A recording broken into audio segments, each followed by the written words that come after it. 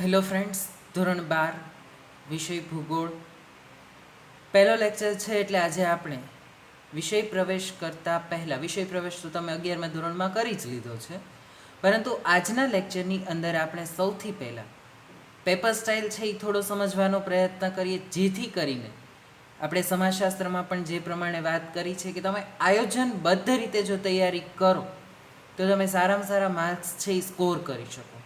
ધોરણ 12નું પરિણામ છે તે તમારા બધાની માટે ખૂબ જ અગત્યનું છે, અને આ પરિણામને અનુલક્ષીને તમારે જે કોઈ મહેનત કરવાની છે તે મહેનત, કારણ કે સિલેબસ અમુક વિષયોમાં ખૂબ જ લેન્ધી છે ને અમુક વિષયોમાં શોર્ટ છે, તો આ સિલેબસને આપણે કેવી રીતે તૈયાર કરવું, આયોજનબદ્ધ રીતે તમે પાઠ સમજતા હોય ત્યારે જ તમારા માઇન્ડમાં જો પ્રશ્ન ઉદ્ભવે કે આ પ્રશ્ન છે એ કેવી રીતે પૂછાય, તો તમે એનું પ્રેઝન્ટેશન છે એ સરસ રીતે કરી શકો. એટલે ખાસ તો આપણે સૌથી પહેલાં છે એ પ્રેઝન્ટેશનની વાત કરવી છે. મિત્રો, વર્ગખંડની અંદર શિક્ષક છે એ તમને બધાને ઓળખે છે. કોણ વિદ્યાર્થી કેટલું હોશિયાર છે, કયા વિદ્યાર્થીને કેટલું આવડે છે એ બધાને ખબર છે, પરંતુ તમારું પેપર છે એ બોર્ડનો નિરીક્ષક જોવાનો છે. તે વિદ્યાર્થીને નથી ઓળખતો, તેને જોયેલો પણ નથી, તેનું નામ પણ એને નથી ખબર. એણે માત્ર શું જોવાનું છે, તો તમારું પ્રશ્નપત્ર આન્સર શીટ જોવાની છે, જવાબવાહી. આખા વર્ષની મહેનત તમે માત્ર 3 કલાકની અંદર જે પીરસો છો એ જ એણે જોવાનું છે. એટલે સૌથી પહેલું તો તમારે શીખવાનું શું છે? પ્રેઝન્ટેશન. કે તમે કેવા પ્રકારનું લખો છો. બરાબર છે. આર્ટ્સની અંદર તમે છો તો લેખિત સ્વરૂપે તમારે બધી માહિતી આપવાની છે, દાખલા નથી ગણવાના. હા, અમુક દાખલા આવશે પણ એ બહુ ઓછા પ્રમાણમાં.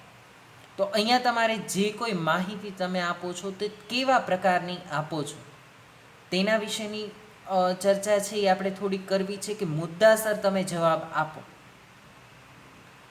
3 માર્કના 5 માર્કના પ્રશ્નો છે, એ પ્રશ્નોના જવાબ છે તે તમે નિબંધ પ્રકારના જે પ્રશ્નો છે એમાં પ્રસ્તાવનાથી લઈને ઉપસંહાર સુધીનો જવાબ જો તમારો હોય તો તમારો પ્રશ્નનો જવાબ છે તે ખૂબ જ સુંદર મજાનો આકર્ષક લાગે અને પૂરેપૂરો જવાબ છે એ ગણે. બીજું, વિષય વસ્તુ જેટલું માગેલું છે એટલું જ આપો. વધારાનું પણ નથી લખવાનું અને ઓછું પણ નથી લખવાનું. વિષય બહારનું પણ ન લખાઈ જાય અને મુખ્ય વિષય વસ્તુ માગેલું છે એ જ ન લખાય અને બીજું બધું લખાઈ જાય એવું પણ ન થાય, એની પણ કાળજી આપણે લેવાની છે. જ્યારે આપણે પેપર લખવાની શરૂઆત કરશું ત્યારે પણ આ બાબતે વિશેષ ચર્ચા છે તે કરીશું. આવું શું કામ? કારણ કે 100 માર્ક્સનું પેપર છે તમારે કમ્પ્લીટ કરવાનું છે. એમાંથી જો તમારે 2 પ્રશ્ન પણ રહી જાય તો તમારું પેપરના ટોટલ માર્કિંગ જ ઘટી જશે ને એમાંથી તમારે કેટલા માર્ક આવે એ પણ હજી નક્કી નથી. એટલે ખાસ બાબત, આ દરેક બાબતોને ધ્યાનમાં રાખીને તમારે જવાબવાહી છે તે લખવાની છે. કેવા પ્રકારની પેપર સ્ટાઇલ હોય છે, એટલે કયા પ્રશ્ન કેટલા માર્ક્સમાં પૂછાય છે તે આપણે સૌથી પહેલાં જોઈએ. તો ગુજરાત માધ્યમિક અને ઉચ્ચતર માધ્યમિક શિક્ષણ બોર્ડ દ્વારા જે પેપર સ્ટાઇલ તમને આપવામાં આવેલી છે, એટલે પ્રશ્નપત્રનું માળખું, તે મૂળ 5 વિભાગમાં વિભાજિત હશે. ભૂગોળ વિષય માટેનું માળખું છે તે 5 વિભાગમાં વિભાજિત છે. વિભાગ એ, વિભાગ બી, વિભાગ સી અને વિભાગ ડી અને વિભાગ ઈ. વિભાગ એની અંદર તમને હેતુલક્ષી પ્રકારના પ્રશ્ન છે તે પૂછવામાં આવતા હોય છે, એટલે MCQ. બરાબર છે. મલ્ટિપલ ચોઇસ ક્વેશ્ચન્સ, જેમાં એક પ્રશ્નના 4 ઓપ્શન તમને આપવામાં આવેલા હોય છે. આ 4 ઓપ્શનમાંથી તમારે યોગ્ય ઓપ્શન પસંદ કરીને જવાબ છે એ લખવાનો હોય છે. આવા કુલ કેટલા પ્રશ્ન પૂછાય છે? 15 પ્રશ્ન છે એ MCQ પૂછાય છે. તમને એમ થાય કે સર MCQમાં તો સીધા જવાબ આપેલા હોય એટલે એ તો આપણને આવડે જ, એટલે 15 માર્ક તો રોકડા મળી જાય, એવું નથી. MCQ છે એ ટ્વિસ્ટ કરીને પણ પૂછી શકે, MCQ ફેરવીને પણ પૂછી શકે, અને MCQમાં ઘણા અઘરા MCQ પણ પૂછાઈ શકે. એટલા માટે પાઠની સાથે સાથે જ બને એટલા મેક્સિમમ MCQ છે એ તૈયાર કરતા જવાના છે. સેક્શન બી છે તે પણ એ જ પ્રકારે છે કે નીચે આપેલા પ્રશ્ન ક્રમાંકમાં 16 થી 30 સુધીના પ્રશ્નોના એક વાક્યમાં ઉત્તર લખો. 1 થી 15 એમાં કોઈ ઓપ્શન નહીં હોય, એટલે કે ઓપ્શન હશે પણ તમારે MCQ 15 એ 15 ફરજિયાત અટેન્ડ કરવાના જ છે. 1 માર્કના પ્રશ્ન છે જેનો એક વાક્યમાં ઉત્તર તમારે લખવાનો હોય છે. આની અંદર વ્યાખ્યાઓ પૂછાઈ શકે, ભૂગોળ વેતાઓના નામ પણ પૂછાઈ શકે, અથવા તો એક વાક્યમાં પૂછાઈ શકતી હોય તેવી પાઠની દરમિયાન આપણે ચર્ચા કરશું એવી દરેક માહિતી છે એ પૂછવામાં આવતી હોય છે. એટલે તે પ્રકારે તમારે MCQ છે એ તૈયાર કરવા. 1 માર્કના પ્રશ્ન 15 હોય છે. ત્યાર પછી છે 2 ગુણના પ્રશ્ન, જે કુલ પ્રશ્ન 8 હોય છે.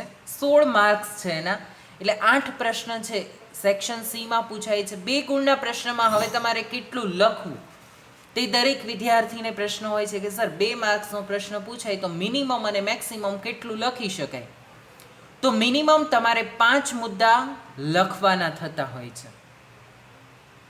બરાબર છે. 2 ગુણના પ્રશ્નમાં 5 મુદ્દા જે માગેલું છે તે જ લખવાનું છે. ત્યાં પ્રસ્તાવના ઉપસંહાર બાંધવાની જરૂર નથી. 5 મુદ્દા છે એ તમે લખો એટલે તમને 2 ગુણના પ્રશ્ન 2 માંથી 2 ગુણ પણ સાચો જવાબ હોય તો મળી શકે છે. અને મેક્સિમમ જો તમને વધારે આવડતું હોય અને તમે સ્પીડથી લખી શકતા હોય તો 8 મુદ્દાની અંદર તમે એનો જવાબ આપી શકો છો.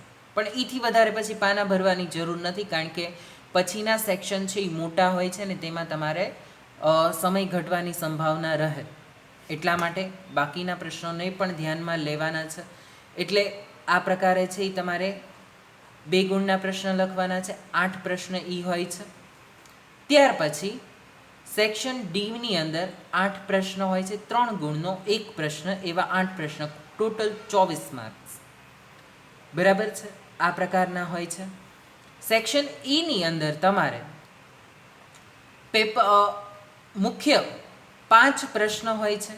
નિબંધ પ્રકારના પ્રશ્ન છે એ તૈયાર કરવાના હોય છે. બરાબર છે. અને આ પ્રશ્નના જવાબ છે એ તમારી માટે ખૂબ જ અગત્યના હોય છે. એટલે 5 પ્રશ્નોના જવાબ છે એ તમારે અહીંયા લખવાના થશે અને બાકી નકશા પૂરતી હશે. એટલે ટોટલ 30 માર્ક્સ છે તે સેક્શન Eના હોય છે. આ પ્રકારે તમારે પ્રશ્નપત્રનું પરિરૂપ છે તે આપવામાં આવેલું છે, જેથી કરીને હવે કયા પાઠમાંથી કેટલા ગુણભાર આપવામાં આવેલો છે. ગયા વર્ષે 70% સિલેબસ હતો એટલે એ પ્રમાણે ગુણભાર હતો. આ વર્ષનો ગુણભાર હજુ નક્કી નથી. જૂના ગુણભાર પ્રમાણે હોય તો આપણે આગળના લેક્ચરોની અંદર તેની ચર્ચા કરીશું. પણ પાઠ જ ખૂબ જ ઓછા છે. 13 પાઠ છે, એટલે એવરેજ તમે વિચાર કરો તો 13 પાઠમાંથી દરેક પાઠમાંથી 5 ગુણની આસપાસ છે એ પ્રશ્ન પૂછાતા હોય છે. એટલે 5 ગુણનું એક પાઠમાંથી છે એ એવરેજ પૂછાતું હોય છે. એ મુજબ જ તમારે ચાલવાનું છે. અત્યારે 100% સિલેબસ હવેની પરીક્ષામાં હશે જ. એ મુજબ છે એ આપણે આગળ વધશું. પાઠની શરૂઆત છે એ હવે આપણે કરીએ તો પાઠ 1 માનવ ભૂગોળ પરિચય. મિત્રો, ભૂગોળ વિશેની માહિતી તમે 11મા ધોરણમાં બધી મેળવી ચૂક્યા છો. બરાબર છે. હવે 12મા ધોરણમાં તમારે જે માહિતી મેળવવાની છે તે મોટા ભાગની માહિતી માનવ ભૂગોળને લગતી જ છે. કારણ કે ભૂગોળ એ શું છે એ તમે સમજી ગયા છો. હવે આ ભૂગોળ મનુષ્યની સાથે, એટલે કે આપણી સાથે, માનવની સાથે કેવી રીતે સંકળાયેલું છે અને ભૂગોળની માનવ ઉપર કેવા પ્રકારની અસર થાય છે, બરાબર છે, તેના વિશેની વાત છે આ પાઠની અંદર આપણે કરવાની છે. અને બાકીના પછીના પાઠ છે તે પણ માણસની સાથે જ સંકળાયેલો, એટલે માનવ ભૂગોળ જ તમારે 12મા ધોરણમાં ભણવાનું થશે. વિદ્યાર્થી મિત્રો, ધોરણ 11માં ભૌતિક ભૂગોળ વિશે તમે વિસ્તૃત જાણકારી પ્રાપ્ત કરી છે. ભૂગોળ ખૂબ જ ઉપયોગી અને રસપ્રદ વિષય છે. એટલે કે ખૂબ જ આપણને મજા આવે ભૂગોળ વિશે ભણવાની. કારણ કે માનવ ભૂગોળ એટલા માટે અહીંયા તમારે ભણવાનું છે. ભૂગોળ તમને ઉપયોગી ક્યાં ક્યાં થશે? તો દાખલા તરીકે તમે અહીંથી ફરવા માટે દક્ષિણ ભારતની અંદર જાઓ છો તો ત્યાં આ સમયે કેવા પ્રકારનું વાતાવરણ હશે, કેવા પ્રકારની પરિસ્થિતિ હશે, કેવી જમીન હશે, કેવી આબોહવા હશે, તેનાથી તમે જો અગાઉથી જ પરિચિત હોય તો તમે ત્યાં પહોંચીને કોઈ પણ પ્રકારની મુશ્કેલીઓ છે અનુભવશો નહીં. અને વ્યવસ્થિત રીતે તમે ત્યાં કામ કરી શકશો. એટલા માટે તમારે એ બાબતની પણ ખાસ કાળજી છે એ લેવાની છે કે તમને ભૂગોળ એ દરેક જગ્યાએ ખૂબ જ ઉપયોગી થાય છે. બરાબર છે. એટલા માટે તમને ભૂગોળ તમારા જીવનના દરેક પ્રસંગોમાં ખૂબ જ યાદ આવશે અને ઉપયોગી પણ રહેશે. ધોરણ 12માં આપણે માનવ ભૂગોળનો પરિચય પ્રાપ્ત કરવાના છીએ. ભૂગોળ એ પૃથ્વી વિશેનો પદ્ધતિસરનો અભ્યાસ કરતું વિજ્ઞાન છે. તે તમે ધોરણ 11માં ભણી ગયા કે ભૂગોળ એટલે શું, તો કે પૃથ્વી પરનો પદ્ધતિસરનો અભ્યાસ કરવો. ચોક્કસ પદ્ધતિના આધારે પૃથ્વી ઉપર જે અભ્યાસ કરવામાં આવે છે તે વિજ્ઞાનને ભૂગોળ તરીકે ઓળખવામાં આવે છે. બધા જ પ્રાકૃતિક વિજ્ઞાન તથા સામાજિક વિજ્ઞાનનો યથાર્થતાને જાણવી, ટુ નો ધ રિયાલિટી ના ઉદ્દેશ્યને ધ્યાનમાં રાખે છે. ભૂગોળ છે આ બાબતને જ ધ્યાનમાં રાખે છે કે યથાર્થતા જાણવી. વાસ્તવિકતા શું છે? યથાર્થતા એટલે વાસ્તવિકતા. બરાબર છે કે દરેક પ્રકારના પ્રાકૃતિક વિજ્ઞાન તથા સામાજિક વિજ્ઞાન બંનેની યથાર્થતા, હકીકત શું છે, વાસ્તવિકતા શું છે, રિયાલિટી શું છે, તેને જાણવી અને તે જ ઉદ્દેશ્ય માનવ ભૂગોળનો છે. માનવ ભૂગોળ યથાર્થતાને સમગ્રતાના સ્વરૂપમાં સમજવાનો પ્રયત્ન કરે છે. ભૂગોળ એટલે કે જિયોગ્રાફીનું જ્ઞાન બે અભિગમથી પ્રાપ્ત કરી શકાય છે. એક છે પદ્ધતિસરનો અભિગમ અને બીજો છે પ્રાદેશિક અભિગમ. બરાબર છે. આ બંને અભિગમના આધારે આપણે ભૂગોળ વિશેની માહિતી છે કે જ્ઞાન છે તે પ્રાપ્ત કરી શકીએ છીએ. માનવ ભૂગોળ હ્યુમન જિયોગ્રાફી એ પદ્ધતિસરના અભિગમની વિષય શાખા છે. તેમાં માનવી અને પ્રકૃતિ વચ્ચે સતત પરિવર્તનશીલ પ્રક્રિયાઓથી જે સાંસ્કૃતિક લાક્ષણિકતાઓ ઉદ્ભવે છે તેનો અભ્યાસ કરવામાં આવે છે. કે અહીં છે માનવ ભૂગોળ પદ્ધતિસરના અભિગમના આધારે ચોક્કસ પદ્ધતિથી જ આપણે આ અભિગમ ભણી શકીએ છીએ. પ્રાદેશિક અભિગમમાં શું હોય તે પણ આપણે આગળ જોઈશું. પદ્ધતિસરના અભિગમમાં ચોક્કસ એક ભણવાની પણ એક ચોક્કસ પ્રકારની રીત હોય છે અને ચોક્કસ પદ્ધતિથી આ ભૂગોળનો અભ્યાસ છે તે કરવામાં આવતો હોય છે કે માનવી અને પ્રકૃતિ વચ્ચે સતત પરિવર્તનશીલ પ્રક્રિયાઓ થતી હોય છે. બરાબર છે. તેમાં સતત ફેરફારો છે એ થતા હોય છે અને તેના આધારે જે અભ્યાસ કરવામાં આવે છે તે સાંસ્કૃતિક લાક્ષણિકતાઓ પણ તેનાથી ઉદ્ભવે છે અને તેનો અભ્યાસ છે એ આમાં કરવામાં આવે છે. 15મી સદીના ઉત્તરાર્ધથી 18મી સદી સુધીના સમયગાળાને સંશોધન યુગ કહેવામાં આવે છે. સંશોધન યુગ કયા સમયગાળાને કહેવામાં આવે છે એવો MCQ તમને પૂછે. હવે તમને અહીંયા એ પણ પ્રશ્ન ઉદ્ભવશે કે સર ઉત્તરાર્ધ અને પૂર્વાર્ધને શું છે? પૂર્વાર્ધ એટલે શરૂઆત અને ઉત્તરાર્ધ એટલે છેલ્લો સમયગાળો. સદી એટલે 100 વર્ષનો સમયગાળો એ તમને ખ્યાલ છે. હવે પર્ટિક્યુલર સમયગાળો જ્યારે તમને ન આપવામાં આવેલો હોય ત્યારે તમે પૂર્વાર્ધ અથવા તો ઉત્તરાર્ધ એવો શબ્દ છે એ વાપરવામાં આવેલો હોય. તો પૂર્વાર્ધમાં તમારે શું લેવાનું છે કે 15મી સદીનો પૂર્વાર્ધ એટલે 1501થી 1525 સુધીનો સમયગાળો. ઉત્તરાર્ધ એટલે 1575થી 1600 સુધીનો જે સમયગાળો છે તે 15મી સદીનો ઉત્તરાર્ધ કહેશું. 18મી સદી સુધીનો એટલે અહીંયા 18મી સદી છે એ શરૂ થઈ જતી નથી ત્યાં સુધીનો જે સમયગાળો છે બરાબર છે તે સમયગાળાને શું કીધું?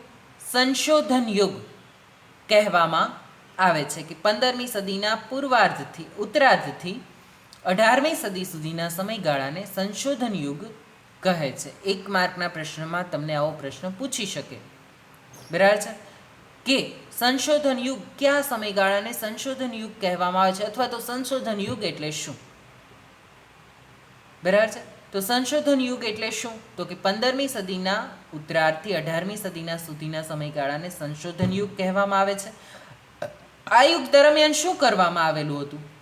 તો આ સમયગાળા દરમિયાન શોધ પ્રવાસો દ્વારા, શોધ પ્રવાસ એટલે કોઈ પણ વિસ્તારનો પ્રવાસ કરવા માટે આપણે જઈએ પણ ચોક્કસ હેતુ સાથે, ત્યાંની માહિતીને શોધવા માટે, ત્યાંની માહિતીને ગોતવા માટેનો જે અભ્યાસ છે બરાબર છે તે શોધ પ્રવાસ છે તે કહેવામાં આવે છે અને શોધ પ્રવાસો દ્વારા વિશ્વના જુદા જુદા પ્રદેશોની વિસ્તૃત માહિતી એકત્ર કરવામાં આવી, કે શોધ પ્રવાસો જે તે વિસ્તારોમાં જઈને ત્યાં પ્રવાસો કરીને જુદા જુદા વિસ્તારોની માહિતી છે એ ભેગી કરવામાં આવી. એટલે ચોક્કસ વિસ્તારોનો મુલાકાત છે એ લેવામાં આવે છે અને ત્યાં જઈને કેવા પ્રકારનું હવામાન છે, કેવી વાતાવરણ છે, કેવા પ્રકારની જમીન છે, જમીન સીમામાં ક્યાં ક્યાં પર્વતો આવેલા છે, આ દરેક વિસ્તાર વિશેની માહિતી છે એ ભેગી કરવામાં આવે છે. નકશા નિર્માણ કાર્યનો વિકાસ થયો ત્યાં પહોંચવા માટે, અને તે વિસ્તાર કેટલા ભાગમાં ફેલાયેલો છે તેના માટે નકશા નિર્માણની કાર્યવાહી પણ કરવામાં આવી. એટલે શોધ પ્રવાસો દ્વારા માહિતી એકત્રીકરણ કરીને પછી નકશા નિર્માણની કાર્યવાહી પણ થઈ. ભૂગોળવિદોએ પ્રાપ્ત માહિતીને વૈજ્ઞાનિક ઢાંચામાં વર્ગીકૃત કરી તેના પરિણામ સ્વરૂપે ભૂગોળ વિષયનો ઉદ્ભવ થયો. કે જે માહિતી ભૂગોળવિદોએ શું કર્યું પછી, તો કે આ માહિતીને વૈજ્ઞાનિક ઢાંચામાં ચોક્કસ પદ્ધતિસર રીતે અલગ અલગ વિભાગમાં તેને વિભાજિત કરી. વૈજ્ઞાનિક ઢાંચામાં તેને અલગ અલગ વિભાગમાં છે એ દર્શાવવામાં આવી અને તેના દ્વારા ભૂગોળ વિષયનો ઉદ્ભવ થયો. બર્નાર્ડ વેરેનિયસે તેના પુસ્તક જિયોગ્રાફિયા જનરલ્સમાં ભૂગોળના 2 વિભાગ દર્શાવ્યા, સામાન્ય ભૂગોળ અને વિશિષ્ટ ભૂગોળ. સામાન્ય ભૂગોળની અંદર શું કીધું એમણે, તો સામાન્ય ભૂગોળમાં સમગ્ર પૃથ્વીને એક એકમ તરીકે સ્વીકારીને તેની લાક્ષણિકતાઓનો અભ્યાસ કરવામાં આવે છે. બરાબર છે. કે સામાન્ય ભૂગોળની અંદર બર્નાર્ડ વેરેનિયસે એવું કીધું કે સામાન્ય ભૂગોળની અંદર તેણે 2 વિભાગમાં પહેલાં તો વિભાજિત કર્યું, સામાન્ય ભૂગોળ અને વિશિષ્ટ ભૂગોળ. સામાન્ય ભૂગોળની અંદર એવું કહેવામાં આવ્યું કે ભાઈ ભૂગોળ, સામાન્ય ભૂગોળમાં પૃથ્વી છે તેને એક એકમ તરીકે લીધો, કે પૃથ્વી એક એકમ છે ને તેને ચોક્કસ વિભાગોમાં વિભાજિત કરીને તેનો એકમ તરીકે જ અભ્યાસ છે તે કરવામાં આવ્યો અને તેની લાક્ષણિકતાઓનો અભ્યાસ કરવામાં આવે છે. બરાબર છે. કે પૃથ્વીના શું શું લક્ષણો છે, તો કે અહીં વાતાવરણ છે, જીવાવરણ છે, જલાવરણ છે, મૃદાવરણ છે, આ બધા પૃથ્વીની લાક્ષણિકતાઓ છે. એકમ તરીકે લઈને તેની લાક્ષણિકતાઓ છે તેને દર્શાવી. હવે વિશિષ્ટ ભૂગોળની અંદર શું કીધું એમણે, તો કે જુદા જુદા પ્રદેશો અને ત્યાંના માનવ જીવનનો અભ્યાસ કરવામાં આવ્યો. વિશિષ્ટ ભૂગોળની અંદર ઓલામાં એણે બધી કોમન બાબત લીધી કે પૃથ્વી ઉપર દરેક જગ્યાએ તમે જાઓ તો આ બાબતો છે એ જોવા મળે છે. સમજાણું તમને? કે દરેક જગ્યાએ જે કોમન બાબતો 4 આવરણો છે, મૃદાવરણ, વાતાવરણ, જલાવરણ, જીવાવરણ, એના વિશેની વાત કરી. વિશિષ્ટ ભૂગોળની અંદર પર્ટિક્યુલર વિસ્તારની અંદર કેવા પ્રકારના માનવીઓ વસવાટ કરે છે, તે કઈ પ્રવૃત્તિ કરે છે, કારણ કે માણસની દરેક પ્રવૃત્તિ છે એ તેને આબોહવાને લગતી જ હોય છે. તો એણે વિશિષ્ટ ભૂગોળની અંદર આ બાબતને સમાવિષ્ટ કરી કે ત્યાં કે માણસ છે એ કઈ કઈ પ્રકારની પ્રવૃત્તિઓ કરે છે, ભૂગોળની માનવ જીવન પર કેવા પ્રકારની અસર થાય છે, ત્યાંના માનવ જીવનનો અભ્યાસ છે એ કર્યો. પૃથ્વી ઉપર માનવ જીવનનો ક્રમશઃ વિકાસ થયો. માનવીની મૂળભૂત જરૂરિયાતો ખોરાક, વસ્ત્ર અને રહેઠાણ વગેરે ઉપર કુદરતી પરિબળો અસર કરે છે. આપણે બધા જ જાણીએ છીએ, બરાબર છે, કે આપણા રહેઠાણ, ખોરાક, વસ્ત્ર આ દરેક ઉપર ભૂગોળ છે તેની અસર થતી હોય છે. કેટલાક વિસ્તારોમાં છે એ લાકડાના મકાનો છે એ બનાવવામાં આવે છે. શું કામ? કારણ કે ત્યાંની ભૂગોળ પ્રમાણે સતત ભૂકંપ છે એ આવ્યા રાખે છે. જે વિસ્તારોમાં બરફ પડે છે ત્યાં છત કેવી રાખવામાં આવે છે, શેડવાળી, ઢાળ આકારની, જેથી કરીને બરફ છે એ નીચેની તરફ સરકી જાય. માણસની પ્રવૃત્તિઓને પણ ભૂગોળ છે તે અસર કરે છે. એટલે આ દરેક બાબતો છે તેના ઉપર કુદરતી પરિબળો છે એ અસર કરતા હોય છે. તે બાબતને વિશિષ્ટ ભૂગોળની અંદર સમાવિષ્ટ કરવામાં આવી. બર્નાર્ડ વેરેનિયસે ભૂગોળને 2 વિભાગમાં વિભાજિત કર્યું, સામાન્ય ભૂગોળ અને વિશિષ્ટ ભૂગોળ. સામાન્ય ભૂગોળમાં માત્ર એણે એટલું જ કર્યું કે પૃથ્વીને એક માત્ર છે એ શું લીધું, એકમ તરીકે ગણીને તેનો અભ્યાસ કર્યો. જ્યારે વિશિષ્ટ ભૂગોળની અંદર દરેક લાક્ષણિકતાઓ મનુષ્ય ઉપર તેની કેવા પ્રકારની અસર થાય છે તે બાબતોને તેણે ધ્યાનમાં લીધી. માનવ ભૂગોળમાં માનવી અને કુદરતી પરિબળોની પરસ્પર થતી અસરોનો અભ્યાસ કરવામાં આવે છે. માનવ ભૂગોળમાં માનવ કેન્દ્ર સ્થાને છે.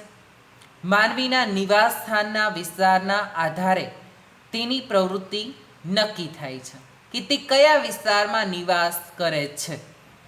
તમે પહાડી પ્રદેશોમાં વસવાટ કરતા હોય તો આપણી પ્રવૃત્તિ એ પ્રકારની હોય.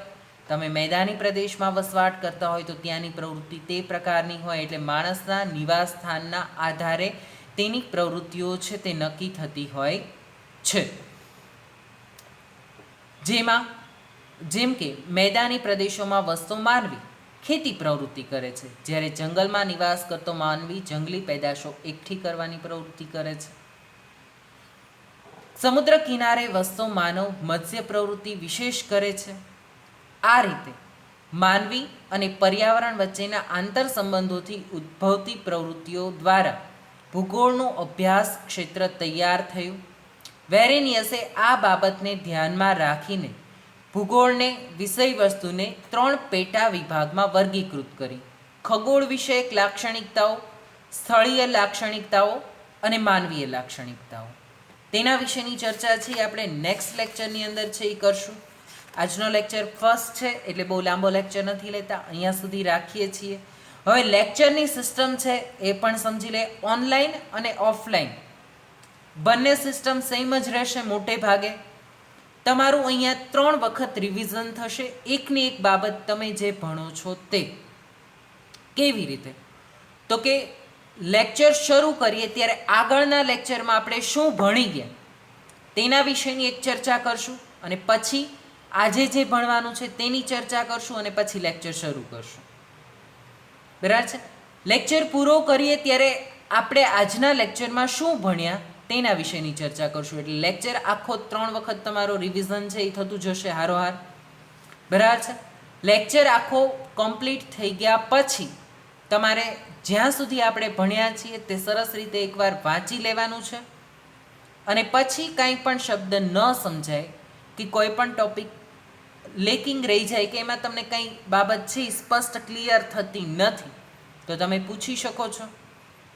બીજું, લેક્ચરમાં દરમિયાન તમને હોમવર્ક છે એ આપવામાં આવશે.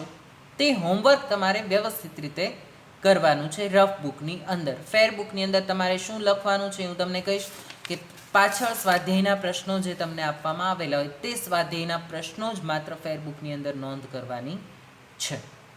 બરાબર છે? લેક્ચર દરમિયાન તમને કેટલાક પ્રશ્નો છે એ સાથે સાથે કહેવામાં આવશે કે આવા પ્રકારના પ્રશ્નો છે એ પૂછાય ને આનો જવાબ તમારે આ પ્રકારે લખવાનો છે. બરાબર છે? તો સમજાઈ ગયું? આ રીતે છે એ લેક્ચરની સિસ્ટમ છે એ રહેશે. આજના લેક્ચરનું હોમવર્ક છે તેમાં હું તમને કેટલાક પ્રશ્ન આપું છું, જે પ્રશ્નના જવાબ છે એ તમારે લખવાના છે. તો ભૂગોળનો અભ્યાસ કરવા માટે કયા કયા અભિગમોની જરૂરિયાત પડે છે? જવાબ આવશે 2 અભિગમ: પદ્ધતિસરનો અભિગમ અને પ્રાદેશિક અભિગમ. બરાબર છે? પણ તમારે જવાબ તમારી રીતે લખવાનો છે. આ પહેલો પ્રશ્ન છે એટલા માટે હું તમને જવાબ છે એ કહું છું. સંશોધન યુગ કયા સમયગાળાને કહેવામાં આવે છે?